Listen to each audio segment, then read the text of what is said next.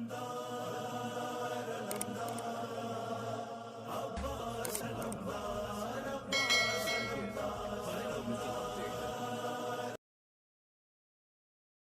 मुल्तमिस हूँ कारी दुआया कलाम पेश फरमाएं।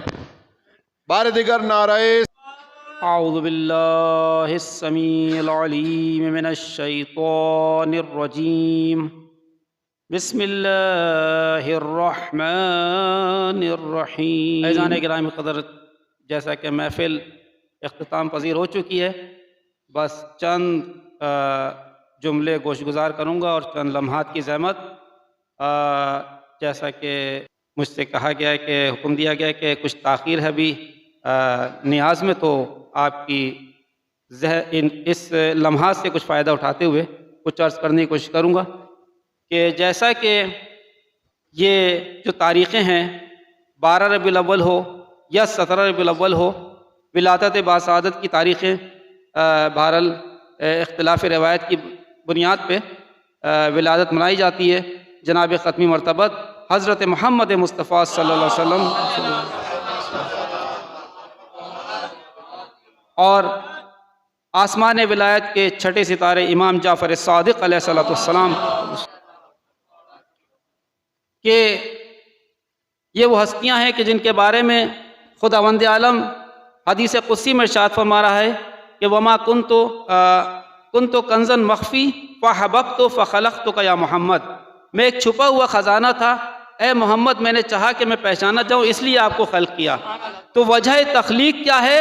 मार्फत खुदाबंदी, यानी खुदा को किन हस्तियों ने पहचानवाया?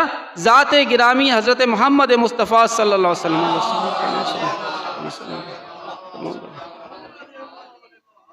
और उन हस्तियों ने कि जो इस नूर से वाबस्ता हैं, कि जिनके बारे में जनाब ख़त्मी वतबत फरमाने के अना अव्वल मा खलक़ल्लाहु नूरी अना व अली मिन नूरिन वाहिद, यानी सबसे पहले खुदा ने मेरे नूर को खल्क़ किया, फिर अली और मैं दोनों एक ही नूर के दो हिस्से हैं, यानी इस नूर को दो हिस्से में तकसीम किया तो एक अली बन गया, एक मोहम्मद बन गया। दुरूद पढ़े मोहम्मद व आले मोहम्मद।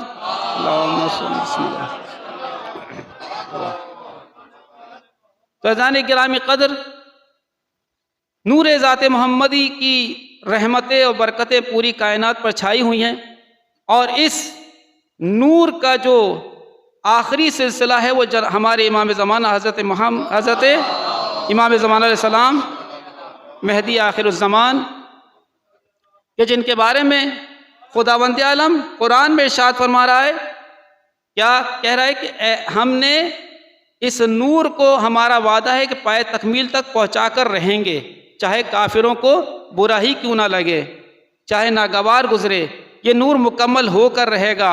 तो अज़ीज़ान गिरामी क़द्र, इस नूर की तकमील का जो दौर है वो सिलसिला शुरू हो चुका है, और ये हमारे इमाम का दौर है, इमाम ज़माना का दौर है।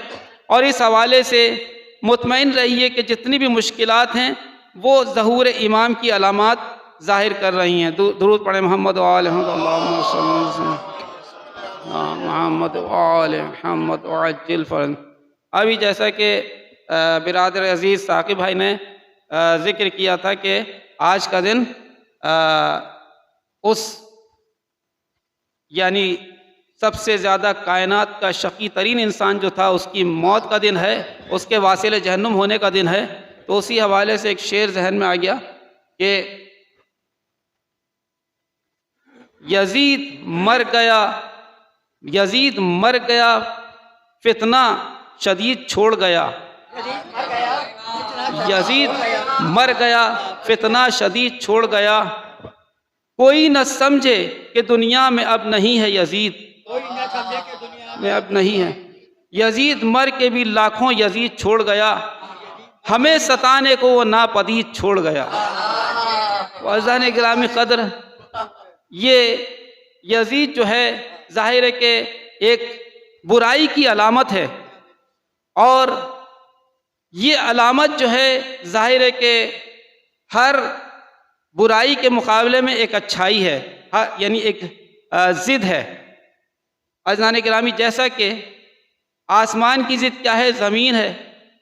दिन की ज़िद क्या है? रात है। जुल्मत की ज़िद क्या है? रोशनी है, नूर है। इसी तरीके से यजीद की ज़िद क्या है? इमाम हुसैन। और ये हैं हक़ के अलमबरदार कि जिन्होंने हक़ का परचम बुलंद किया। और यजीदियत जो है एक फ़िक्र का नाम है, इसी तरह हुसैनियत भी एक फ़िक्र का नाम है। यजीदियत और हुसैनियत दो फ़िक्रें हैं, और इन फ़िक्रों में जो है वो तसादुम जारी रहेगा ज़हूर इमाम तक। लिहाजा ये आप ना सोचें कि ये कब तक चलता रहेगा। ये एक मुसलसल जंग है और फ़िक्री जंग है। लिहाजा इस्लामी कदर इमाम हुसैन सैयदुश्शुहदा का पैगाम क्या है, पैगाम क्या है, उसको समझने की ज़रूरत है। हमने 2 महीने 8 दिन अज़ादारी की अल्हम्दुलिल्लाह, और अज़ादारी में अपनी इबादत यानी इबादत समझते हुए हम अज़ादारी करते हैं। लेकिन इस इबादत का माहसल क्या है? हमें यानी ये आखिरी जो हमने इबादत की 8 रबीउल अव्वल को, उसके बाद जो है वो जश्न मनाया, ईद शुजा या ईद ज़हरा। तो अज़ान किरामी कदर हमें ज़ाहिर है कि अक़ायद के लिहाज से मजबूत होना चाहिए, और अहले, जैसे कि साकिब भाई ने कहा कि अहले बैत की खुशी में हमें खुश होना चाहिए और गम में गमज़दा होना चाहिए। पहले जब हम छोटे थे, बचपने में हमने देखा कि 8 रबीउल अव्वल का जुलूस चलता था और मगरिब तक ख़त्म हो जाता था, मगरिब से पहले पहले, क्योंकि शब लग जाती थी 9 रबीउल अव्वल की, और 9 रबीउल अव्वल जो है वो खुशी का दिन है। तो ज़ाहिर है कि हम अपने आइम्मा ताहिरीन की विलादत और शहादत की शब लगाकर, अगर शहादत है तो शब लगाकर मजलिसें करते हैं, और विलादत हो तो शब लगाकर खुशी का इजहार करते हैं। तो बहरहाल शब लग जाती है, तो मुंतज़मीन से भी और मेरी और दूसरे जो उनसे दरख्वास्त है कि जुलूस को पहले इख्तिताम पजीर करें, ताकि ये शब लग जाती है 9 रबीउल अव्वल की, तो खुशी का इजहार किया जा सके। तो ये एक पैगाम है, एक मैसेज है मेरा, जो जहाँ तक पहुँचे। तो बहरहाल दूसरा ये है कि हम ज़ाहिर है कि इमाम हुसैन की अज़ादारी हमने की, उनके पैगाम को समझने की ज़रूरत है। पैगाम क्या है उनका पैगाम क्या है? 2 चीज़ें हैं उनके पैगाम में, एक फ़िक्र है, एक इल्म है और एक अमल है। एक अक़ीदा है, एक जिहाद है। अक़ीदा क्या है? यानी इन हस्तियों पे, यानी हमारा क्या है, उसूल दीन में क्या क्या शामिल है। ज़ाहिर है मैं बच्चों के लिए कह रहा हूँ, बड़ों को पता है कि तौहीद, अदल, नबूवत, इमामत, क़यामत। ज़ाहिर है कि उस 5 में जो है क्या है, इमामत, अदल और इमामत। तो अक़ीदा मजबूत होना चाहिए अक़ीदे के लिहाज से, और ज़ाहिर है कि जब अक़ीदा मजबूत होगा तो अमल भी मजबूत होगा, अमल भी हमारा मजबूत होगा।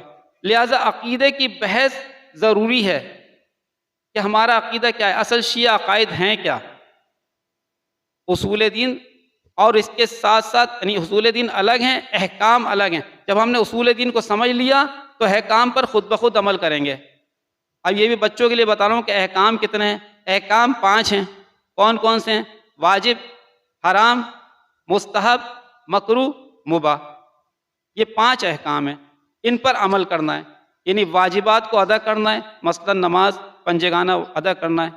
हराम चीज़ों को छोड़ देना है, जो खुदा ने मना किया है उसकी तरफ नज़र उठा के नहीं देखना, हराम, और हराम चीज़ों को तनावुल नहीं करना है, खाना नहीं है, उनसे इज्तनाब करना है।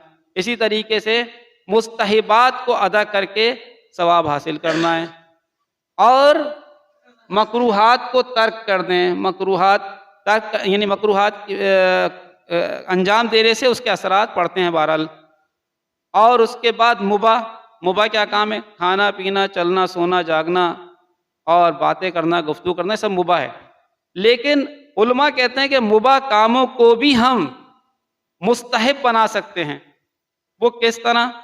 मसलन हम सो रहे हैं, सोने से पहले वज़ू करके सोए, पूरी रात इबादत में शुमार हो। हम खाना खाने के लिए बैठे, वज़ू करके बैठें, और इस नीयत से खाएं कि जो लुक़मा मैं खा रहा हूँ इससे मेरे जिस्म में जो ताकत आएगी इससे ज़्यादा खुदा की इबादत करूँगा, तो ये मुस्तहब हो जाएगा। और इसी तरीके से अगर आप गुफ्तगू कर रहे हैं तो उस गुफ्तगू के दरमियान कुरान की एक आयत या एक कौल मासूम नकल कर दें तो ये भी इबादत हो जाएगी, मुस्तहब हो जाएगा इबादत करना, यानी गुफ्तगू करना। अगर आप चल रहे हैं, बाहर जा रहे हैं, वज़ू करके बाहर निकलें तो ये इबादत शुमार होगा हर कदम। इसी तरीके से अगर आप यानी फारिग बैठे हुए हैं, कोई काम नहीं है, तो दुरूद पढ़ते रहें, ये इबादत शुमार होगा।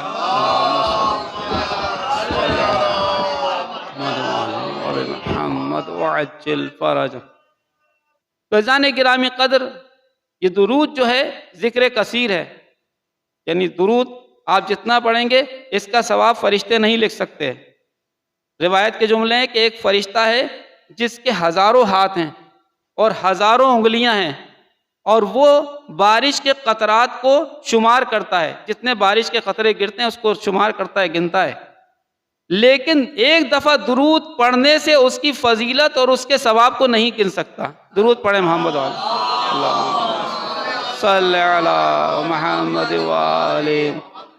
फ़ैज़ान गिरामी क़द्र, ये है दुरूद की फजीलत और आइम्मा ताहिरीन की फजीलत। तो दुआ करते हैं कि परवरदिगार इस ज़िक्र की में जो भी महफ़िल में ज़िक्र हुआ, इसके वसीले से, इसकी बरकत से हमारी तमाम मुश्किलात को हल फरमा, और हमारे जुमला जो मोमिनीन परेशान हाल हैं, जो मुश्किलात में मुब्तला हैं मुख्तलिफ़ मसाइल में और रोज़गार के हवाले से, परवरदिगार उन सब की मुश्किलात को हल फरमा। परवरदिगार जो मोमिनीन बेजुर्म बेख़तासीर हैं और हमारे मिसिंग पर्सनस हैं, उन सब को जल्द अज जल्द असीरान करबला के सदक़े में रिहाई अता फरमा, दुश्मनों को नीस्त नाबूद फरमा। बेहक़ मोहम्मद व आल मोहम्मद, जो मोमिनीन बीमार हैं और बिस्तर अदालत पर हैं और उन्हें दुआओं की गुजारिश की है, परवरदिगार उनको और तमाम मोमिनीन जहाँ भी मरीज़ हैं उन सबको बीमार करबला के सदक़े में शफ़ाए कामिला आजिला अता फरमा। बेहक़ मोहम्मद आल मोहम्मद, जो मोमिन हज व ज़ियारत के मुतमन्नी हैं, जल्द अज़ जल्द हज व ज़ियारत की सादत से मुशर्रफ फरमा। बेहक़ मोहम्मद आल मोहम्मद, परचम हक़ को सरबुलंद फरमा, परचम बातिल को सरनिगूं फरमा, मराज उज़्ज़ाम उलमा हक़ के साये को तादिर कायम फरमा, और हमारे इमाम के ज़हूर में ताजील फरमा। एक दफ़ा सूरह अलहम्द, 3 दफ़ा सूरह इखलास पढ़कर तकी भाई के मरहूमीन और फ़िदा हुसैन जाफ़री साहब के मरहूमीन और अपने मरहूमीन को इसमें शामिल कर लें, और